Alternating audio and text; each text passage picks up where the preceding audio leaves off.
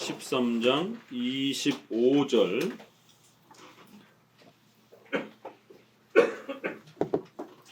이제 오늘 3일체 끝납니다.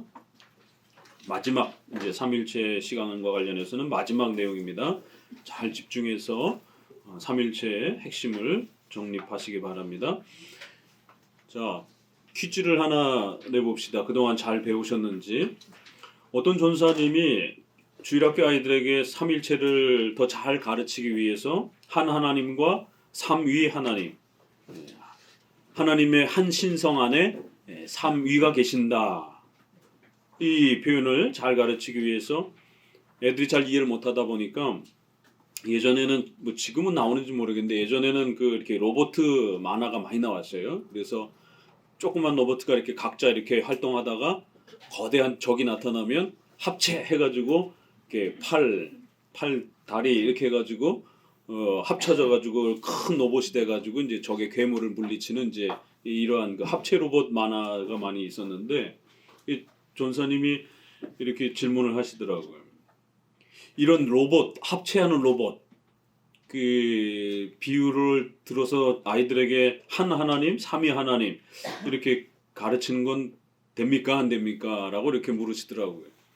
그래서 제가 그걸 된다고 생각하십니까? 이렇게 문제는 삼일체의 두 이단, 하나는 종속론, 하나는 양태론. 종속은 예수님과 성령 하나님을 피조물처럼 성부에 종속되는 것처럼 이렇게 표현하는, 또 한쪽은 모양만 바뀌는 이러한 형태로 양태론. 그러니까 모양만을 바뀌는 이런 것들은 뭐 태양, 빛, 뭐 열, 또 그다음에 얼음, 물, 또 수증기 뭐 이런 걸로 이렇게 모양이 이렇게 바뀐다 이제 이렇게 해가지고 많이들 사용했던 그러한 그 이쪽 비유입니다. 양태론에서 나오는 그런 잘못된 비유들이고.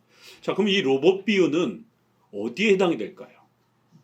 종속론에 해당이 될까요? 양태론에 해당이 되는 위험이 발생할까요? 로봇이 각자 있다가 합체를 해서 하나잖아요. 그게 또 분리돼 가지고 각각 이렇게 또 있다. 이 그럴 듯한 이제 적인데 아이들에게 쉽게 가르치기 위해서 기발한 발상을 했는데 상당히 위험한 비유입니다. 뭐의 위험성이 있을까요? 종속론 쪽이에요, 양태론 쪽이에요. 이거를 자꾸 훈련을 해야 어떤 그 가르침들이 왔을 때 아 이건 종속론적인 삼일체의 이단의 위험성이 있다. 이건 양태론적인 이단의 위험성이 있다라고 빨리 간파를 하시고 구별할 수가 있단 말이에요. 그래서 이걸 자꾸 훈련을 하셔야 돼요.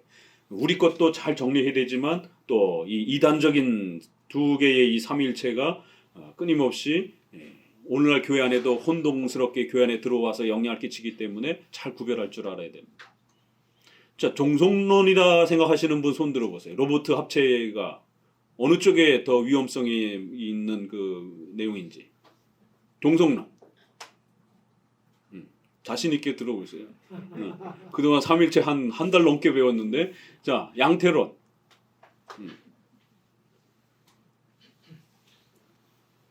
모양이 이 조그만 로봇에서 모양이 싹 바뀌니까 큰 로봇으로 바뀌었으니까 양태, 그러니까 모양이 바뀌었다.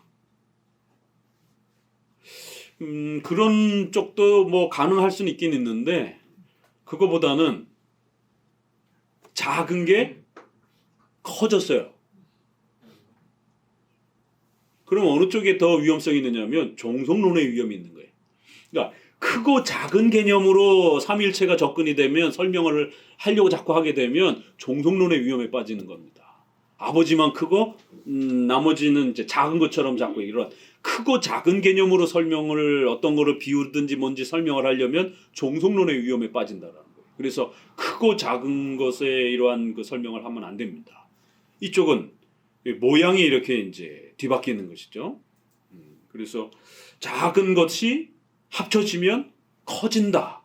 이렇게 되면 그러면 성부, 성자, 성령이 합치면 더 큰 하나님이 되는 거예요. 그러니까 이런 크고 작은 개념이 들어가게 되면 종속론의 위험성이 발생이 되는 겁니다. 그래서 그런 삼일체는 이렇게 피자의 3분의 1 분할씩 이렇게 분할됐다가 나눠져 있다가 합쳐서 큰 판이 된다. 이것도 다 작은 게 합쳐져서 크게 된다. 이런 크고 작은 개념이 들어가게 되면 전부 다 잘못된 겁니다. 그리고 또 최근에는 이렇게 삼각형을 어떤 도형으로 이렇게 자꾸 표현을 하려고 하는데 이것도 적절치 않은 것입니다. 특별히 중고등학교 아이들을 가르치는 선생님들 더욱더욱 조심하셔야 돼요. 아예 그리지 마셔야 됩니다.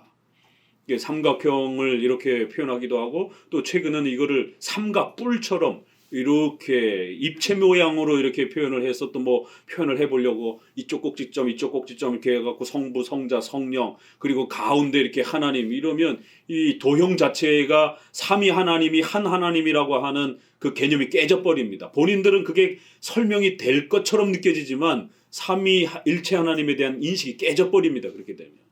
그러니까 입체면으로도 설명할 수가 없고 그냥 이렇게 삼각형으로도 설명할 수 없고 그 삼각형에다가 분할을 하게 되면 쪼개져게 되는 그런 또 분할 개념, 나누어지는 개념이 발생이 되기 때문에 또 안 되는 거예요.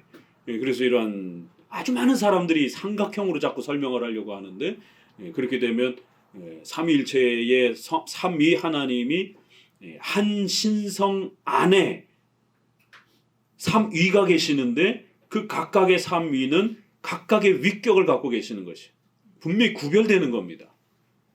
그럼에도 불구하고 1 더하기 1 더하기 1이 3 이런 개념은 아니라는 것이. 그러니까 그 신비의 영역은 그냥 신비의 영역으로 둬야 되는 겁니다. 그거를 뭐 여기 꼭지점을 한 부분씩 이렇게 가지고 있는 것처럼 삼각형으로 설명하게 되면 그럼 얼마만큼의 영역을 한 위격이 갖고 있는 거예요, 그러면. 그럼 뭐 이만큼 뭐 땅덩어리 땅 따먹기 싸움 하듯이 이만큼을 성부가 더 가지고 있고 성자는 요만큼을 갖고 있고 안 된단 말이에요. 이게 정확하게 3분할로 하게 되면 또 하나님이 3분의 1씩 나눠 갖고 있는 것처럼 이런 개념도 아니란 말이에요. 그러면 3분의 1씩 더해져 가지고 큰 하나님이 된다. 이렇게 되면 그것도 종속론의 개념이 들어간단 말이에요. 그러니까 아예 설명하지 말아야 됩니다. 도형을 가지고는. 그리고 또 이런 어떤 물건이 더해지거나 합쳐지거나 이런 부분들도 적절치 않습니다. 아이들이 더 헷갈립니다. 그렇게 되면. 그래서 그러한 물건이나 도형으로 도식화해서 이렇게 삼일체를 설명하려고 하지 마시기 바랍니다. 아무튼 최근에 그 어떤 분이 이렇게 갖고 페북에도 보니까 그 이렇게 삼각형에다가 안으로 또 도표를 이렇게 표시를 해놓고 뭐 나름대로 성부, 성자, 성령 해놓고 성부는 성자가 아니고 성자는 성령이 아니고 뭐 이렇게 해가지고 나름대로 그 삼각형 도면 안에 또 안쪽으로 이렇게 사선을 그리면서 뭔가를 이렇게 그 삼위의 존재와 사역을 거기다 이렇게 붙여서 아니고 이렇게 또 한 하나님이고 뭐 이렇게 설명을 하려고 하는데 그게 더 망가집니다. 잘못하면. 그래서 이러한 그 시도들은 하지 않는 게 훨씬 좋아요. 그러니까 벌써 기독교 강요를 통해서 어거스틴의 그 비유론을 안 받겠다라고 분명히 선을 걷습니다. 우리가 앞에서 본 것처럼 어거스틴의 그 앞부분의 설명은 훌륭하지만 뒷부분에 어거스틴 논문의 뒷부분에 이런 인간의 지, 정, 의, 뭐 마음, 생각, 의지. 이게 어거스틴이 자연 만물 속에서도 하나님의 어떤 그 존재의 어떤 그 흔적이 남아 있지 않을까 이렇게 해서 추적해 보려고 이렇게 애를 썼던 이런 현상에 대한 비유, 이런 또 현상의 흔적들, 이거 흔적론이라고 하는데 이런 모든 부분들은 칼빈으로부터 거절됐고 그 이후에 많은 종교개혁자들도 칼빈 입장을 따라서 그 어떠한 삼일체에 대한 비유나 설명을 하지 않기로 공적 공의에서 그렇게 합의가 된 겁니다. 그렇기 때문에 쉽게 설명한다라고 자꾸 뭔가를 이렇게 덧붙이거나 이렇게 형상화해서 한다든가 이렇게 하지 않는 게 훨씬 더 좋습니다. 자, 넘어갑니다. 25절 삼위는 공통적으로 신성을 소유한다. 그래서 지금까지 이제 우리가 다 배웠던 거 마지막으로 한 번 더 이제 핵심들을 다 요약하는 거니까 훨씬 더 읽기가 편하고 충분히 이해할 수 있을 겁니다.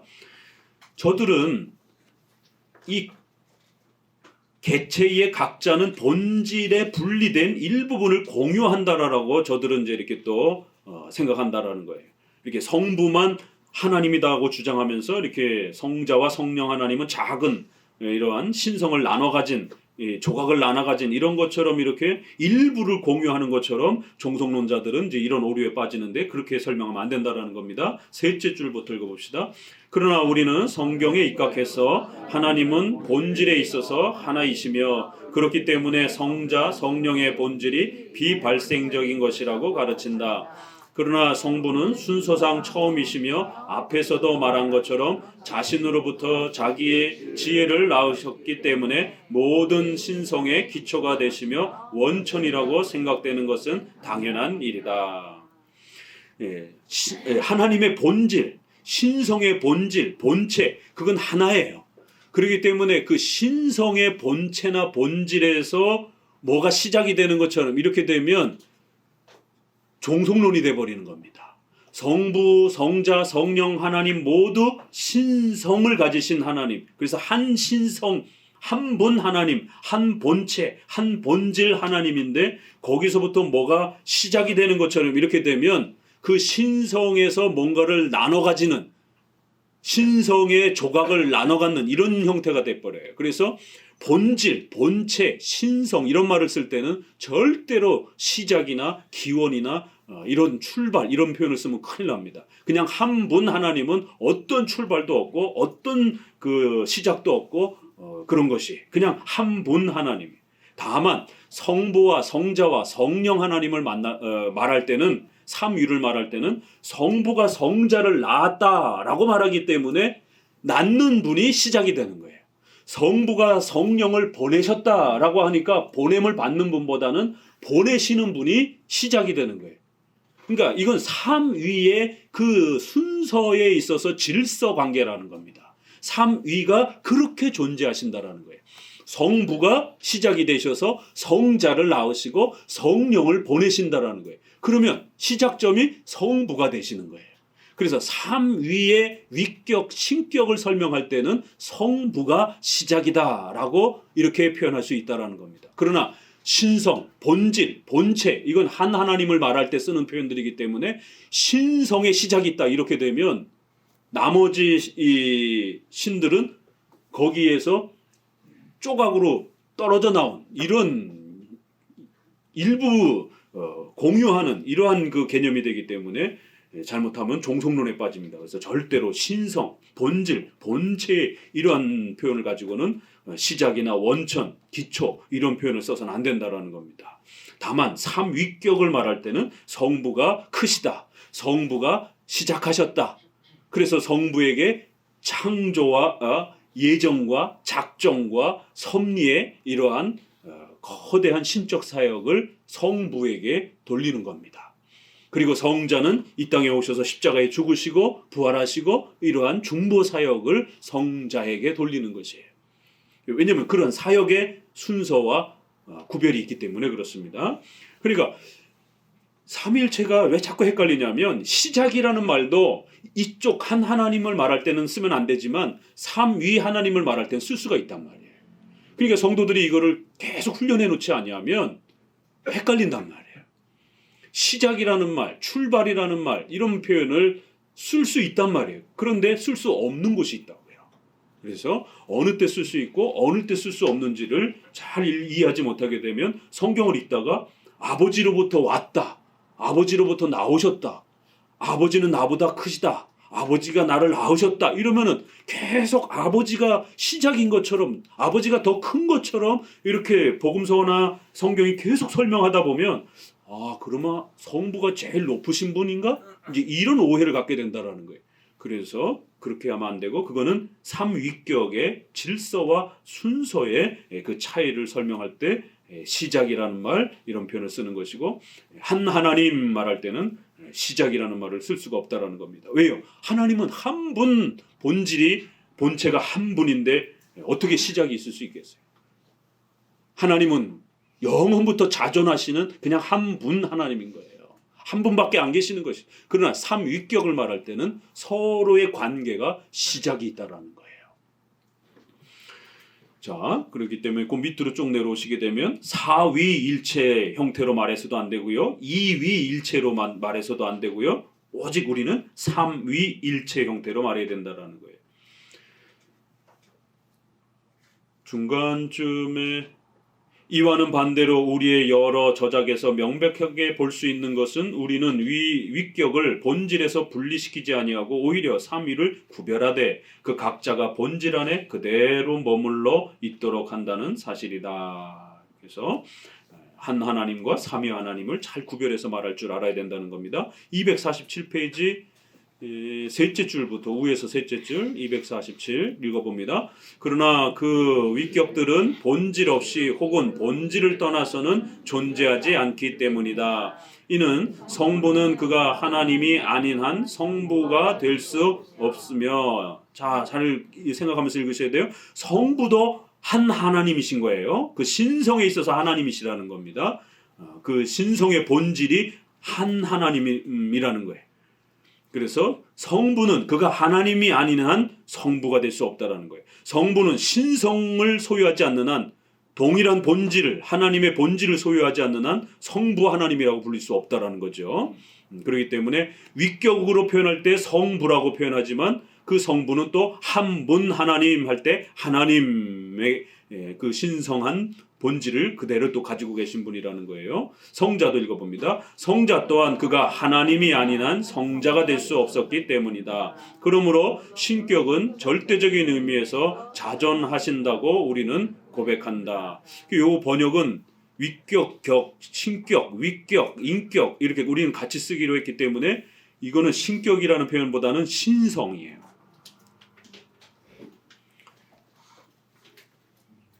이 번역을 여기에서 나온 번역은 혼합해서 쓰고 있기 때문에 저희 교단에서 이번에 번역하면서 신성은 본질, 본체에 속한 표현으로 이렇게 좀 구별을 했고, 신격, 위격, 인격은 삼위 표현할 때 우리 한문의 격자가 통일되기 때문에 격자를 여기다 썼다 또 이쪽에다도 쓰게 되면 성도들이 이게 신성 한 하나님을 말할 때 쓰는 표현인지 삼위를 표현할 때 쓰는 말인지 성도들이 계속 헷갈린단 말이에요. 그래서 우리 이번 교단에서는 좀 그거를 구별해서 번역의 통일성을 기하고자 신성 한 하나님이라고 할 때 신성이라는 이 번역은 한 하나님을 표현하는 쪽으로 구별을 했고, 격자의 통일성에 따라서 위격, 신격, 인격은 다 삼위를 표현할 때 쓰는 걸로 이렇게 표현을 했습니다. 기독교 강요 읽을 때는 신성과 신격이라는 말이 막 교차해서 써요. 어떨 때는 신격을 지금 말할 때는 한 하나님을 표현할 때 또 이렇게 신격은 절대적인 의미에서 자존하신다 이러면 이건 신성을 말하는 것이에요. 그러니까 기독교 강요에서도 좀 교차해서 쓰다 보니까 좀 막 헷갈릴 때가 있어요. 그러니까 그걸 좀 고려해가면서 문맥에서 한 하나님을 이야기할 때는 신성이라고 생각하면서 번역하면서 이렇게 읽으시고, 또 삼위격에 해당이 되는 표현으로 또 신격이나 신성을 쓸 때는 그걸 구별해서 좀 이렇게 쓰시면 됩니다. 그래서 이거를 어떤 목회자나 신학자가 교차해서 쓴다고 해가지고 저 목사님 삼일체를 이상하게 가르치네 라고 생각하실 필요가 없어요. 이거는 한국 교단 안에 통일이 안 돼 있기 때문에 신성을 위격에다가 쓰는 분들도 있고, 신격이라는 표현을 한 하나님이라고 할 때 거기다 쓰시는 분들도 계세요. 그래서 이런 부분들을 최소한 교단별로라도 좀 통일해서 번역을 했었어야 되는데 이게 일정하게 막 개별적으로 막 번역이 돼가지고 신격과 신성이 좀 이렇게 혼동해서 쓰여지는 거 좀 잘 구별하셔야 됩니다. 계속 있습니다. 따라서 우리는 성자가 하나님이기 때문에 자존하신다고 고백하는 것이요, 그의 위에 관해서는 그렇게 말하지 않는다. 성자는 신성을 가지신 하나님이니까 자존하시는 거예요. 그의 위에 관해서는 그렇게 말하지 않는다라는 거예요. 왜 그럴까요? 그 다음 실로 그가 성자인 이상 우리는 그가 성부로부터 오셨다라고 주장한다. 이와 같이 그의 본질에는 기원이 없으나 그의 위격의 근원에는 하나님 자신이다. 그러니까 신성과 관련해서는 성자도 하나님이시니까 자존하시다라고 고백을 하는 거예요. 그러나 위격에는 시작이 있는 겁니다. 성부가 성자를 낳았다 이렇게 표현하잖아요. 성부로부터 성령이 나오신 거예요. 그러니까 성부가 시작이 되는 겁니다. 그러니까 자존하시지 아니하고 성부로부터 태어나시고 성부로부터 성령이 나오시는 것이에요. 그런 관계가 형성이 되기 때문에 스스로 독자적으로 자존하시는 게 아니에요. 삼위격을 설명할 때는 한 하나님은 절대적으로 스스로 자존하시는 하나님이에요. 나는 나다. 출애굽기 3장 14절에 하나님 누굽니까? 그러니까 나는 나다. 나다, 나인 나. 우리 번역에는 스스로 있는 자 이렇게 표현했단 말이에요. 그러니까 한 하나님을 말할 때는 자존하시는 절대 지존자인 거예요. 그러나 삼위와 관련해서 표현할 때는 성부와 성자의 관계 속에서 성부가 성자를 낳았다 이렇게 표현하는 겁니다. 그래서 위격에는 그의 본질에는 기원이 없지만, 본질, 본체, 신성에서는 기원이 없지만 성자의 위격의 근원은 하나님, 성부 하나님이시다라는 거예요. 이거를 구별해야 됩니다. 어렵지 않죠? 참 쉽죠? 이제 마무리해 가는 겁니다. 이게 이제 삼위 관계에서 표현하는 표현법과 한 하나님을 말할 때에 표현하는 법이 이렇게 조금씩 서로 차이가 있다라는 겁니다. 26절, 성육신 하신 말씀이 성부에게 예속, 종속된다는 증거는 하나도 없다. 이제 계속 종속론 또 위험을 조심하라는 겁니다. 그리스도께서는 본래 하나님이라고 하면 그를 하나님의 아들이라고 부르는 것은 잘못된 것이라고 저들은 반대한다. 이제 종속론자들이라는 거예요. 예수님을 하나님이라고 한다라면 그러면 왜 예수님을 하나님의 아들이라고 부르냐라는 거예요. 아니 예수님이 하나님이라며 그럼 하나님이라 불러야지. 왜 예수님은 자꾸 하나님의 아들이라고 불러서 자꾸 예수님이 작아 보이게 이렇게 표현하느냐라고 이제 종속론자들이 이제 그렇게 항변한다라는 거예요. 우리가 그렇게 했나요? 성경이 그렇게 말하고 있는데 예수님이 하나님을, 성부 하나님을 향하여 아버지 이렇게 부르잖아요. 기도하실 때도 아버지여 이렇게 표현하시면서 기도합니다. 그렇기 때문에 또 성부도 이는 내 사랑하는 아들이다 라고 이렇게 하늘에서 음성이 들리면서 그 예수님을 성자, 아들이라고 이렇게 부른단 말이에요. 인간의 언어가 그거밖에 없다 보니까 하나님께서 어떤 분인지를 우리 인간의 언어로 성부, 성자 이렇게 가르쳐 주신 거예요. 다만 거기에 우리가 부모 자식지간에 이러한 낳고 태어나고 이런 개념이 있다 보니까 약간 위험성은 있을 수는 있어요. 그래도 하나님이 그런 단어를 선택하셔가지고 이는 내 아들이다 라고 성부가 그렇게 성자를 향하여 아들이다 라고 말씀을 하신 거예요. 물론 인간의 아들 개념의 위험이 있는 거예요. 그래도 성부와 성자의 관계를 이 신비로운 하나님의 이 영이신 하나님의 이 관계를 인간의 언어로 설명을 해줘야 되는데 하나님께서 선택하신 단어는 성부와 성자라는 단어라는 거예요. 그럼 신비로운 어떤 새로운 저기 천사의 어떤 언어를 가지고 와서 우리한테 이렇게 딱 알려주면 그건 천사의 언어니까 우리가 못 알아듣는 거죠. 인간의 언어로 아야 어여 오요 기역 니은 디귿 이 자음 모음으로 우리가 쓰는 언어로 가르쳐 주셔야만 되는 거예요. 그런데 우리 인간의 언어는 하나님을 설명하기에 한계가 있단 말이에요. 이 양쪽에 신을 설명해야 되는데 인간의 언어가 한계가 있는 거예요. 그래서 하나님은 그 중간쯤에 선택하셔서 성부와 성자라는 단어를 우리에게 가르쳐 주시고 또 보충 설명을 하시는 거예요. 그러나 절대로 부모 자식과 같은 그런 개념으로는 이해하지 말아라. 아버지와 아들은 동등하시다. 이렇게 자꾸 말하는 거예요. 그래서 성경은 아버지께서 일하시니 나도 일한다. 그러니까 유대인들이 돌멩이를 들어가지고 예수님을 죽이려고 그러잖아요. 신성 모독죄로. 그러니까 동등하다라고 계속 말씀하시는 거예요. 그런데 또 다른 쪽에서는 아버지다 이렇게 표현하시는 거예요. 아들이다 이렇게 표현을 하고. 그러니까 이 두 표현이 성경에서는 같이 진행되는 거예요. 그래서 하나님은 인간의 언어를 가지고 우리에게 설명하지만 인간의 부모 자식 개념을 들어오지 못하도록 또 열심히 차단하시면서 동등하시다. 아버지가 내 안에 내가 아버지 안에 계시는데 왜 자꾸 아버지를 보여달라고 그러느냐. 이런 빌립의 이러한 그 질문에다 대답하시는 이제 이런 장면에서도 또 인간의 이해가 혹시라도 부모 자식 개념이 들어올까 봐 아버지와 아들은 신성에 있어서 동등하다라고 하는 그런 부분에서 또 계속 보충 설명을 성경은 그렇게 해가면서 삼위 하나님의 개념을 우리에게 만들어주는 겁니다. 자, 이에 대하여 같이 읽어봅니다. 나는 한 위격이라는 말이에요. 한 위격과 다른 위격을 비교할 때에 하나님이라는 칭호는 사용되지 않고 신격의 근원이신 성부에게 한정된다고 대답했었다. 또 여기에서는 신격의 근원 이럴 때는 또 성부 위격의 표현으로 신격이라는 말을 썼잖아요. 그렇죠? 근데 위에는 또 신격은 절대적 의미에서 자존하신다 이런 게 신성에 해당이 되는 건데 밑에서는 또 위격과 관련된 표현으로 신격이라는 표현을 또 썼어요. 그래서 신격의 근원이신 성부에게 한정된다. 하나님 이렇게 통상 부르면 성부 하나님을 많이 뜻해요. 신약에서도. 구약에서는 하나님 그러면 한 하나님으로 많이 이렇게 통용이 되고요.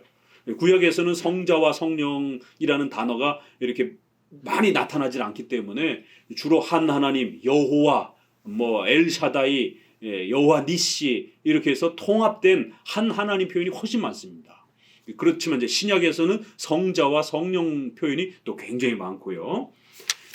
계속 읽어봅니다. 물론 이것은 광신자들의 허튼 소리와 같이 본질의 부여와 관련시켜서는 아니고 순서의 원리에 의해서 그렇게 사용된다. 그래서 근원, 시작 이렇게 성부를 향해서 표현할 때는 성부, 성자 이렇게 표현해야 되는데 이것은 순서의 이 차이에 있어서 성경이 성부와 성자 하나님을 그렇게 차이를 두고 설명을 하기 때문에 그 정도에서는 우리가 높고 낮다, 크다, 보낸다, 시킨다 이런 표현을 그 정도는 순서적으로는 쓸 수는 있다라는 거예요. 그러나 마치 등급이 차이가 나는 것처럼 신적인 어떤 등급이 차이 나는 것처럼 그렇게 사용하면 안 된다라는 겁니다. 자, 요한복음 17장 3절 248페이지 여기서도 영생은 곧 유일하신 참 하나님과 그의 보내신 자 예수 그리스도를 아는 것이다 라는 이 말씀도 바로 이러한 의미에서 이해되어야 한다. 하나님과 그의 보내신 자 예수. 보세요, 성경이. 성부 하나님을 향하여 하나님 이렇게 주로 많이 표현하고 그런데 그 성부를 향하여 유일하신 하나님 이렇게 표현했는데 그 하나님이 예수님을 보내셨다 이렇게 표현을 하는 거예요. 그러니까 마치 성부 하나님이 더 높아 보이잖아요. 보내셨다 이렇게 표현을 하니까.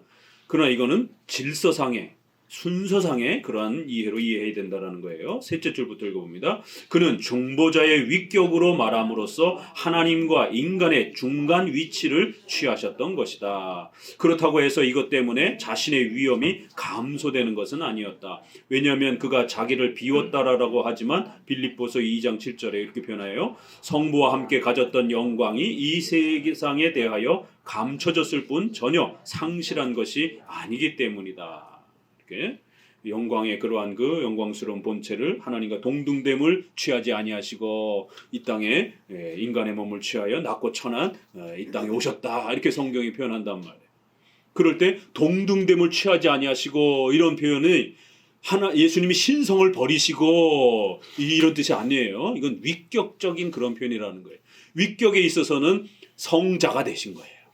성부로부터 그렇게 나오시고 또 이 땅에 인간의 인성을 취하셔서 성부보다 낮은 형태가 돼버렸잖아요. 인성을 취해버리니까. 하나님은 영이신 그러나 아주 높고 큰 존재인데 인간의 인성이 취해지게 되면 활동이라든가 이런 부분에서 당연히 제약될 수밖에 없잖아요. 시간, 공간의 제한을 받는단 말이에요. 영은 시간관의 제한을 안 받아요. 전지전능, 무소부재, 전 우주에 충만하단 말이에요. 하나님은. 그런데 인성을 취하시게 되면 그 인성 안에 계시는 거예요. 그래서 성자는 그 인성 안에도 계시고 인성 바깥의 전 우주의 영으로도 계시는 거예요. 어떤 분들이 또 예수님이 마리아의 몸에 태어나시고 그러니까 모든 신성이 그 인성 안에 쫙 이렇게 모여들어가지고 이렇게 압축이 된 것처럼 그래서 이제 예수님의 인성은 저 우주에 없고 이 땅에 오신 그 육체에 거기에 갇혀 있는 것처럼 이렇게 또 오해를 하시는 분들이 있어요. 그래서 우리 기독교 강요를 읽다 보면 칼빈주의, 독특성 이런 표현이 나오고 엑스트라 칼비니스티쿰이라고 하는 이 독특한 표현을 표현하면서 칼빈주의 바깥에서 칼빈주의 독특성 이런 표현이 나오는데 이건 이제 예수님의 인성과 관련해서 예수님의 인성을 가지고 이 땅에 오셨을 때 그 인성 안에도 신성이신 예수님이 계시고 그 인성 바깥에도 예수님의 신성이 전 우주 만물에 계시는 것이에요.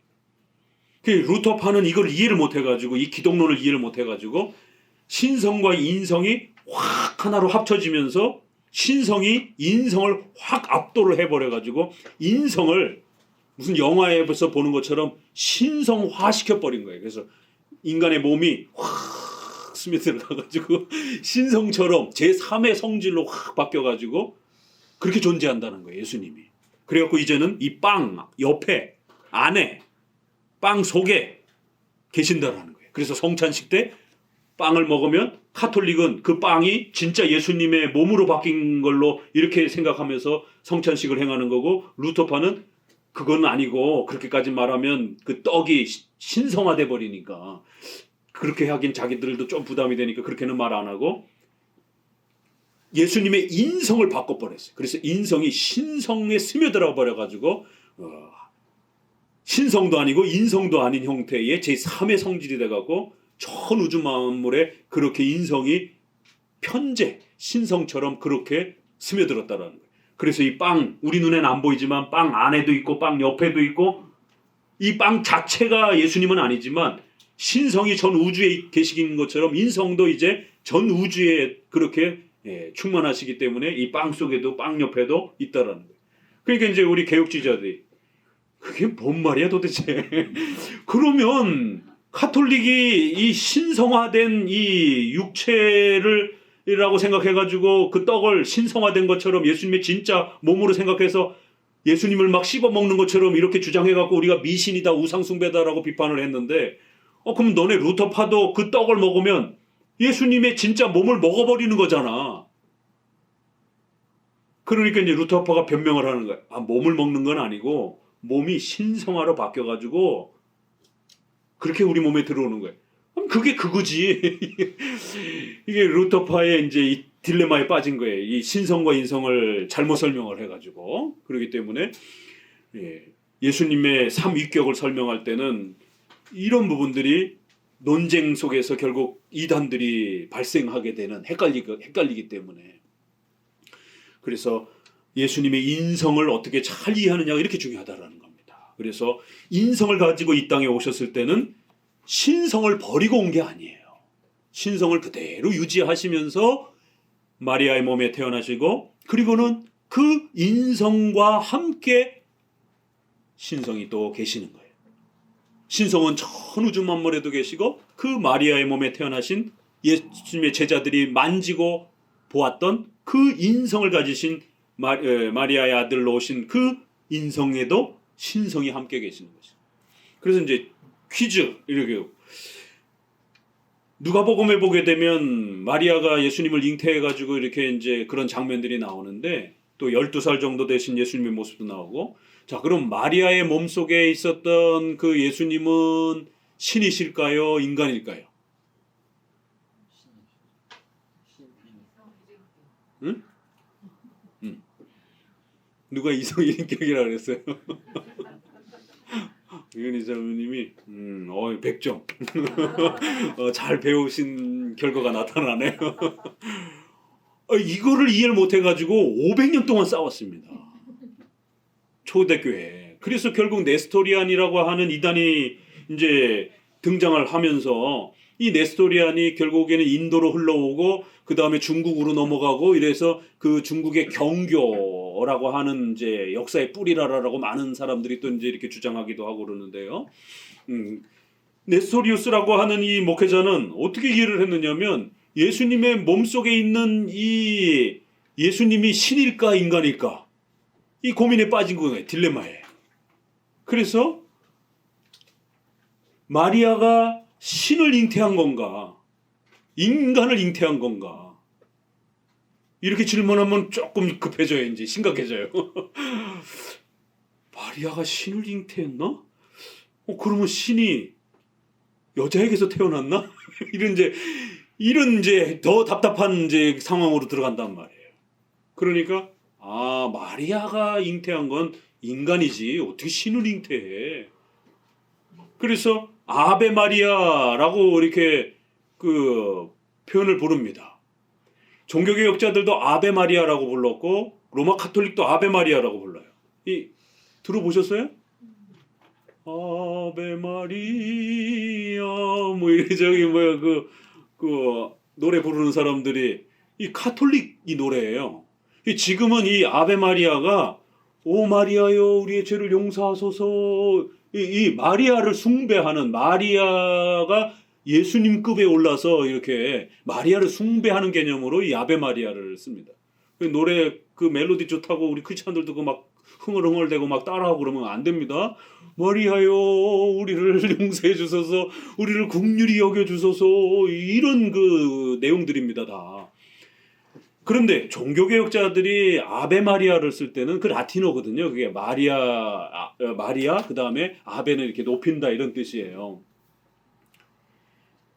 우리가 이 표현을 썼을 때는 마리아의 뱃속에 있었던 그 예수님은 단순한 인간이 아니라 신성과 인성을 가지신 이성 일인격의 예수님이라는 거예요. 그러니까 마리아가 잉태하여 아이를 가졌을 때는 단순한 사람만 잉태한 게 아니라 신성을 가지신 아기를 잉태한 겁니다. 그렇죠?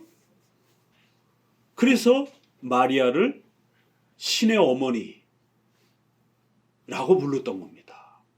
예수님의 신성을 강조하기 위해서 마리아를 신의 어머니라고 불렀어요.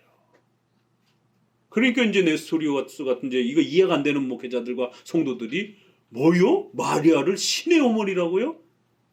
신을 잉태한 어머니라고요? 이게 말이 됩니까? 그러면서 이제 마리아는 그저 그리스도의 어머니, 예수님의 인성만 잉태한 어머니라고 불러야 된다. 어떻게 신성을 가지신 분을 잉태했다라고 이렇게 말할 수 있겠느냐? 그러면 신이 마리아로부터 나왔느냐? 이제 이런 오해를 걱정을 한 것이죠. 그러나 우리는 신성, 예수님의 신성을 인정하기 위해서 마리아의 뱃속에 있었을 때도 예수님은 신이신 것입니다. 자, 그러면 예수님이 12살 때쯤 돼서 가족들하고 헤어져 가지고 이렇게 회당에서 랍비들하고 대화하고 그러는데, 그러면 그 어린 12살, 13살 정도, 우리 막내 정도 되는 그 정도의 나이인데, 그럼 그 어린아이의 예수님은 신이실까요? 인간일까요? 이성 1인격이라고 대답하면 되는 거예요. 아무리 어려 보여도 뭐 함부로 대하시면 안 되는 겁니다. 애처럼 취급하면 안 되는 거예요. 예수님이신 것입니다. 하나님이시며 인간이신 예수님이신 거예요. 왜? 인간처럼 인성을 가지고 자라는 과정을 갖고 계셨지만 여전히 신성을 가지신 예수님이시요 하나님이신 겁니다. 그래서 그 예수님이 마리아의 뱃속에 계셨을 때도 하나님이신 거예요. 신성과 인성을 가지셨으니까. 그러니까 예수님이 어린 시절로 돌아가 보게 되면 그 어린 예수님을 신이다 조금 어색하다라고 느끼는 거예요. 이 예수님의 신성과 인성을 제대로 정립을 안 해놓게 되면 어리던 성장하셨던 상관없이 인간의 몸을 갖고 이 땅에 오셨으면 신인성을 가지신 하나님이신 겁니다. 그래서 마리아를 단순한 인간의 어머니가 아니라 신의 어머니라고 충분히 부를 수 있는 거예요. 그건 마리아를 높이기 위함이 아니라 마리아의 뱃속에 계신 그 인성을 가지신 갓난아기, 아니 엄마 뱃속에 있는 그 5달, 6달 된 아기라 할지라도 하나님이신 겁니다. 그래서 예수님의 신성을 강력하게 강조하기 위해서 마리아를 신의 어머니라고 이렇게 불렀던 거예요. 그래서 이 데오토코스냐 크리스토코스냐 이걸 가지고 어마어마하게 논쟁을 하면서 결국 초대교회 공교회의 결정은 데오토코스라고 하는, 예수님은 어려서부터 그 마리아의 자궁 안에 계신 그 상태에서도 인성을 가지셨을 때 신성을 가지신 그러한 상태로 이성 일인격의 하나님이시기 때문에 얼마든지 하나님을 잉태했다라고 말할 수 있는 거예요. 그래서 신의 어머니다라고 말하는 거예요. 그리스도의 어머니, 신의 어머니라고도 충분히 부를 수 있다라는 겁니다. 그걸 부정하게 되면 그리스도의 신성을 부정하는 일이 벌어진다라는 거예요. 그래서 결국 네스토리우스를 이단으로 정죄를 해버리게 됩니다. 육체로 오신 예수님을 단순한 인성만 강조하고 신성을 부정하는 듯한, 그래서 그렇게 표현하게 되면 안 된다라고 분명히 선을 그어준 겁니다.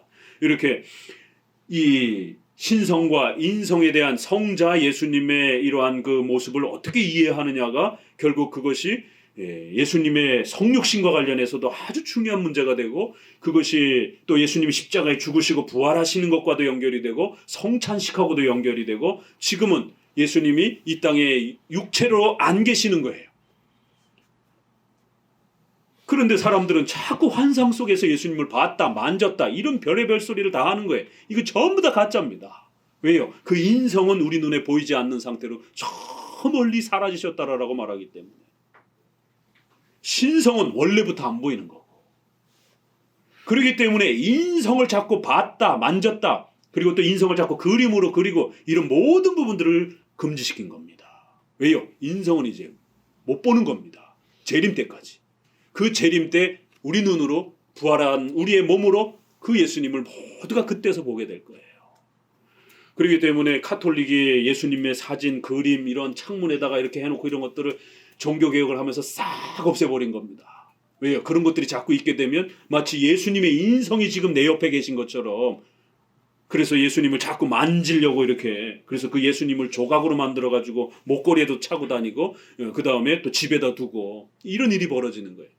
그래요, 그 고난받는 그 형태의 십자가상을 공적으로 공의회를 통해서, 종교개혁의 이러한 공적 회의를 통해서 고난받는 그 예수님 십자가상을 성도들 가지고 다니지 말라라고 아주 엄히 금지시킨 겁니다. 카톨릭의 그 십자가상 보게 되면 예수님이 처참하게 이렇게 그 고난받는 그 장면으로 이렇게 조각을 해가, 나무 조각 해가지고 걸어놓잖아요. 그 고난받는 그리스도의 형태로 그렇게 십자가의 상을 만들어서 가지고 다니지 말라고, 소유하지 말라고 아주 엄히 금지시켰던 겁니다. 그러니까 이런 부분들이 다 삼위일체를 제대로 이해 못해서 벌어지는 일들입니다. 자, 빌립보서 2장 7절에도 하나님과 동등됨을 이렇게 내려놓으시고라고 할 때는 이건 신성을 말하는 게 아니라 위격에 있어서 이제 그런 표현에서 인성을 취하셨기 때문에 성부보다는 좀 더 낮은 그런 상태가 돼버리신 겁니다. 그런 차원의 표현이라는 거예요. 위격과 관련해서. 그 다음 두 번째 단락도 보면, 그러므로 그리스도께서 중보자의 인격으로 하나님께서 말씀하실 때는 언제나 자기에게도 속하는 그 신격을 하나님이라고 하는 이 명칭하에 두셨던 것이라고 우리는 주장하지 않으면 안 된다. 나의 아버지께로 감을 기뻐하였으리라. 아버지는 나보다 크심이라. 요한복음 14장 28절도 또 이렇게 아버지께로 내가 간다 이렇게 표현하고, 아버지는 나보다 크시다. 자, 거기 밑에부터 읽어봅시다. 이것은 영원한 본질과 관련하여, 계속 읽어보세요. 자신이 성부보다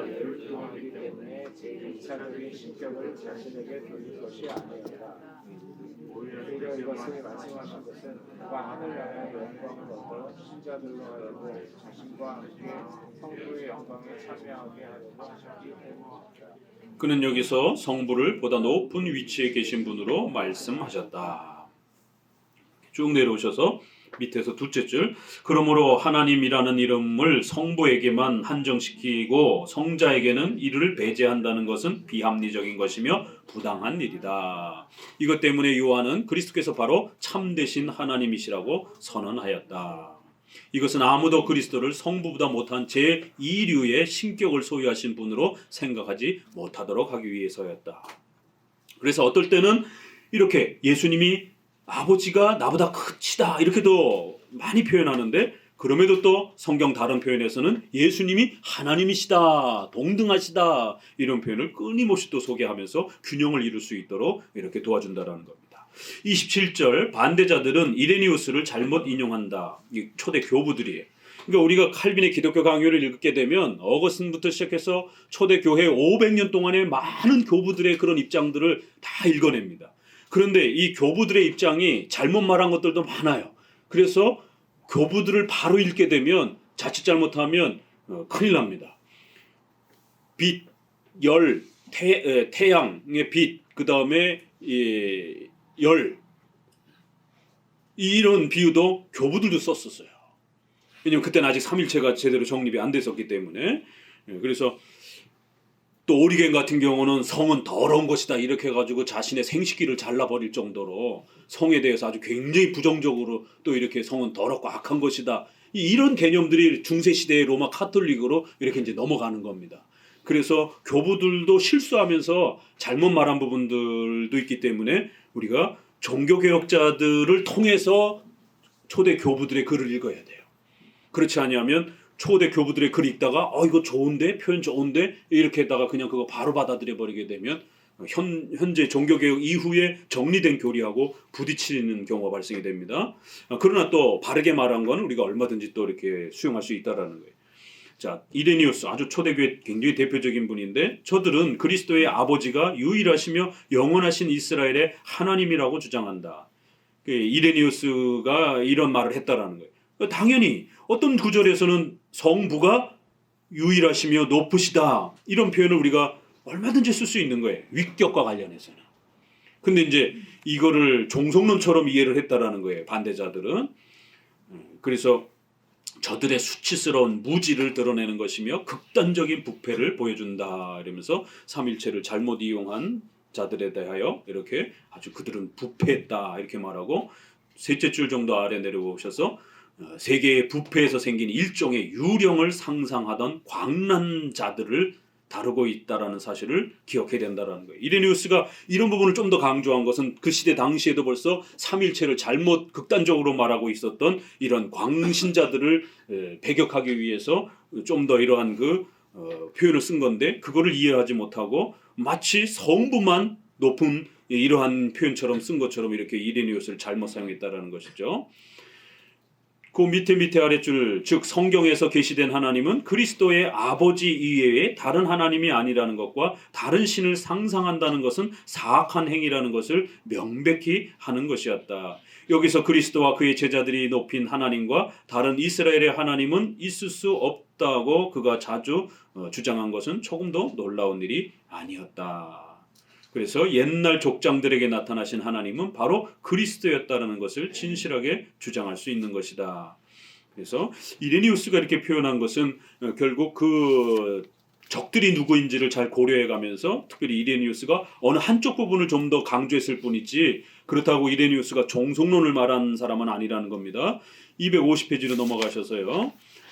셋째 줄 성경에서 절대적으로 또는 아무 구별이 없이 하나님이라고 불리는 분은 참으로 유일하신 하나님이시다. 그리고 그리스도야말로 절대적인 의미에서 하나님이라고 불리셨다. 얼마든지 이렇게 또 이레니우스의 다른 책들이라든가 이런 데 글에 보게 되면 성부와 성자를 구별하는 표현도 있고 또 성자를 하나님이라고 이렇게 표현하는 구절도 많다라는 거예요.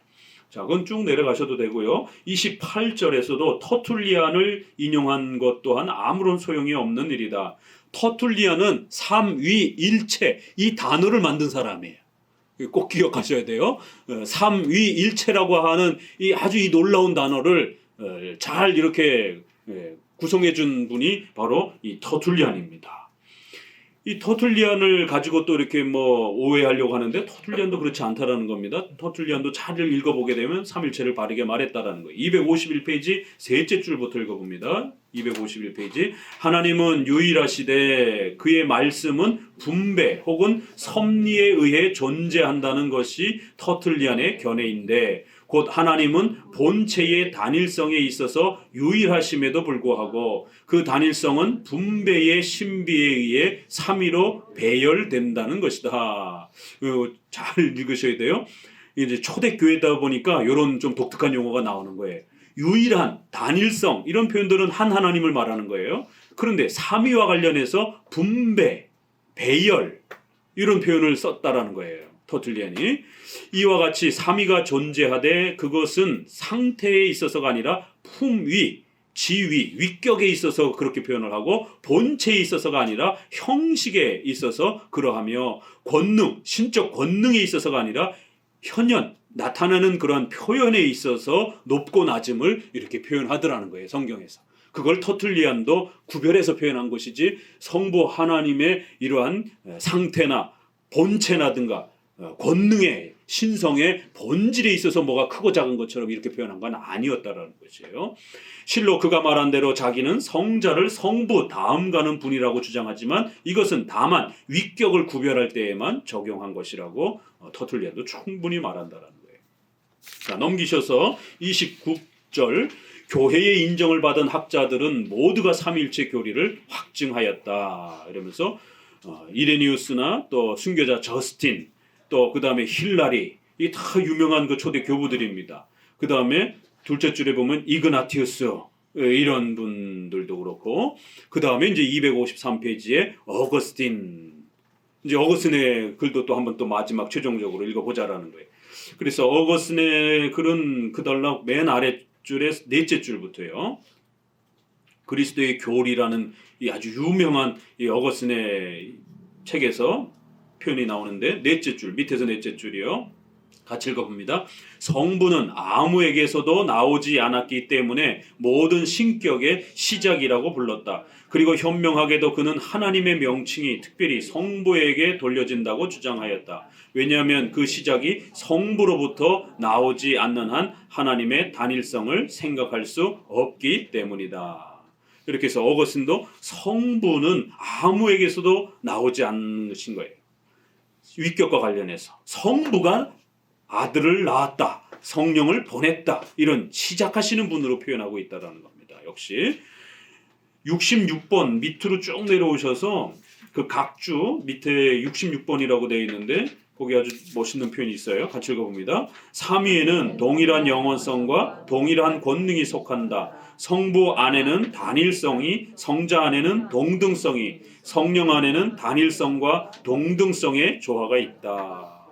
어거스틴 목사님의 이러한 그 설교와 가르침 안에 이런 표현이 있어요. 넘기셔서 그 66번 좀 더 읽어봅시다. 문장 아직 안 끝났어요. 맨 아래쪽에 67번 그 위에요.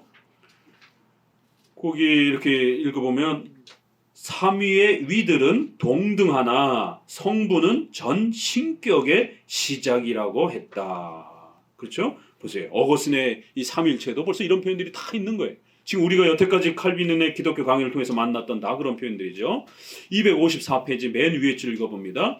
사탄은 온갖 궤변으로 오늘날까지 이 교리에 대한 순수한 신앙을 왜곡 또는 모호하게 하려고 했는데 이제 나는 이상의 고찰이 이와 같은 사탄의 일체의 궤변을 충분히 물리쳤다고 경건한 독자들이 인정해 주기를 바란다. 그러면서 이제 마무리를 합니다.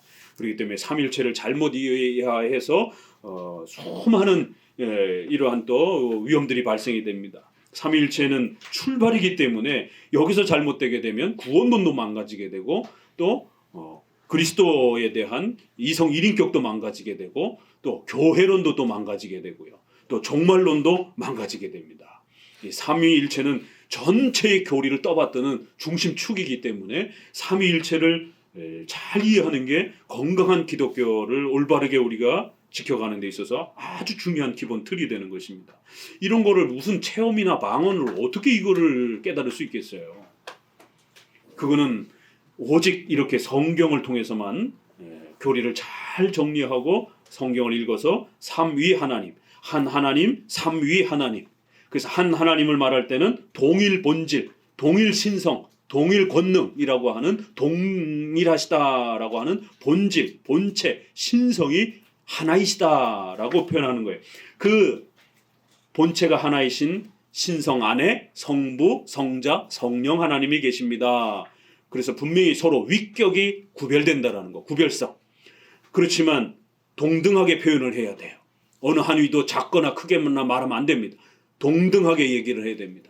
그러나 성경에서 적어도 성부가 성자를 낳았다라고 하는 그러한 위격의 질서상의 순서의 차이는 존재한다라는 거예요. 등급의 차이는 아니어도 순서의 차이는 존재한다라는 겁니다. 그렇기 때문에 차이성, 구별성, 동등성, 차이성을 잘 지켜야 됩니다. 그리고는 이렇게 존재에 있어서 위격이 차이가 있는 것처럼 사역에 있어서도 성부 하시는 일이, 성자 하시는 일이, 성령 하시는 일이 구별된다는 것. 그렇지만 분리돼서 역사하는 게 아니라 모든 역사에 함께 각각의 사역을 동시적으로 하신다는 것. 분리해서 성부 따로 일을 하고 성자 따로 일을 하고 이렇게 이해하면 안 됩니다. 십자가의 죽으심에도 또 우리를 구원시키는 일에도 교회를 지키시는 일에도 성부, 성자, 성령 하나님은 항상 함께 하시는 것이에요. 그래서 각각의 일을 하시는 것입니다. 그래서 우리 성도들은 각각의 위격에 기도할 수가 있는 거예요. 이게 기본인데 이 기본이 안 돼 있으니까 질문을 해도 못 대답을 하는 거예요. 예수님께 기도해도 됩니까? 안 됩니까? 마지막 퀴즈. 여기까지 대답을 잘하시면 그동안 배운 삼일체를 진짜 잘 배우신 것이. 우리가 통상 주여, 아버지 이렇게 기도를 많이들 하시는데 그 예수님께는 기도하면 됩니까? 안 됩니까? 주로 예수님의 이름으로 기도합니다. 이렇게 많이 하고 끝을 내잖아요. 자, 예수님께 기도해도 된다, 안 된다? 된다. 안 된다. 아주 잘 배우셨어요. 아니 삼일체를 기껏 배워서 성부, 성자, 성령 하나님 동등한 하나님이시다라고 어느 위격이 작은 것처럼 이렇게 등급이 작은 것처럼 말하면 안 된다라고 세 분 다 하나님이시다라고 이렇게 얘기를 했는데 기도는 성부 하나님한테만 하는 것처럼 예수님께는 기도하면 안 되는 것처럼 이런 이제 오해를 갖고 있는 거예요. 우리의 어떤 문화와 습관 때문에. 성부도 하나님이고 성자도 하나님이고 성령도 하나님이신 것이 각각 하나님께 기도할 수 있는 겁니다. 또 한 하나님, 하나님 주여 여호와 하나님 이렇게 할 때는 우리가 통상 하나님 이렇게 부르면서 기도하는 거예요. 그러나 또 위격에 각각의 사역이 있으시기 때문에 위격을 따라서도 부를 수 있는 겁니다. 성부 하나님 우리를 예정하시고 선택하시고 우리를 하나님의 사랑으로서 이렇게 또 세워주셔서 감사합니다. 또 성자 하나님을 향하여는 예수님께서 우리를 위하여 십자가에 죽으신 그 공로로 오늘 우리가 예배드립니다. 하나님 보좌 우편에서 우리를 위하여 또 기도해 주시는 예수님 오늘 우리 예배가 하나님 앞에 온전히 드려질 수 있도록 도와주세요. 그리스도의 공로에 힘입어 우리가 나아갈 수 있도록 지켜주세요. 성령 하나님께서는 우리의 구원을 역사하시고 또 충만케 하시고 동행하시는 그러한 분으로 소개가 된단 말이에요. 성령 하나님 오늘 예배드릴 때 우리의 마음이 뜨겁게 간절히 하나님을 예배할 수 있도록 우리 마음에 성령 충만함을 부어주옵소서. 왜요? 위격의 각각의 사역이 서로 다르단 말이에요. 성부가 하시는 일이 있고 성자가 하시는 일이 있고 성령 하나님이 하시는 일이 구별되어 있다라고 말합니다. 그래서 삼위에게 기도할 때는 또 그렇게 표현할 수도 있는 거예요. 그래서 여러분의 기도가 동시적으로 항상 마음속에서 우리가 읽었던 그 표현 있죠? 한 하나님을 생각할 때 동시적으로 삼위 하나님으로 돌아가지 않는다라면 안 된다는 거예요. 삼위를 고백하면서 동시에 한 하나님으로 늘 생각해야 된다는 거예요. 그래서 어느 쪽으로 치우치지 않도록. 그래야 한 하나님, 하나님 여호와여 주님 이렇게 기도할 때도 있고 또 아버지 하나님 이렇게 또 예수님 이렇게 부르면서 기도할 때도 있고 성령 하나님 도와주세요 라고 이렇게 그러니까 여러분 스스로 한 하나님과 삼위 하나님을 입버릇처럼 늘 반복해서 균형 있게 말을 해야 돼요. 맨날 주여 이렇게만 하시게 되면 입에 붙어가지고 성부, 성자, 성령 하나님은 말을 잘 안 하게 된단 말이에요. 그러면 여러분 스스로 한 하나님에만 쏠려 있는 형태가 돼버려요. 그러니까 기도하실 때 주님, 주여 이렇게 기도하셔도 되고 또 성부 하나님, 성자 하나님 이렇게 각각의 위격을 불러가면서 하나님 도와주세요, 예수님 도와주세요 라고 이렇게 입버릇처럼 삼위 하나님을 또 늘 말하는 훈련을 하셔야 됩니다. 그래야 한 하나님과 삼위 하나님이 동시적으로 여러분 마음속에 잘 간직이 돼요. 그렇지 않으면 오순절파처럼 맨날 교회 와서 교회 바깥에 나가서 물길 같은 성신여 성령만 맨날 찾는 것이에요. 성부 성자는 언제 찾을 거예요 도대체. 이렇게 되는 거예요. 맨날 성령 하나님만 찾는 거예요. 성령의 뜨거움을 찾아야 된다. 성령의 방언을 받아야 된다. 이 성령만 강조하는 거예요. 또 어느 때들은 자유주의는 예수님을 인권운동가로 생각하기 때문에 예수님처럼 모범적으로 그렇게 살아야 된다. 예수님처럼. 그럼 성령 하나님은 언제 찾을 겁니까? 이렇게 되는 거예요. 편중되는 거예요. 그래서 성부, 성자, 성령 하나님을 골고루 표현을 하고 또 그러면서도 한 하나님 이렇게 표현하는 겁니다. 그 목사님의 기도와 또 목사님의 설교에서 보게 되면 그렇게 작정하고 의도하고 여러분에게 성부 하나님을 의지해야 됩니다. 성자 예수님을 바라봐야 됩니다. 이렇게 목사님도 설교 속에서 늘 그거를 균형을 맞추려고 애를 쓰는 겁니다. 왜냐하면 이거는 수학적으로 이해할 수 있는 게 아니라 신앙 고백으로서 우리가 고백해야 될 내용이기 때문에 그런 거예요. 이성으로는 이해가 안 되는 그러한 교리이기 때문에 그런 것입니다. 한 하나님 그러면서도 삼위 하나님이 계시다라고 이렇게 표현하기 때문입니다. 오늘 13장 끝냈습니다. 삼일체 꼭 잘 지켜가시기 바랍니다. 기도합니다.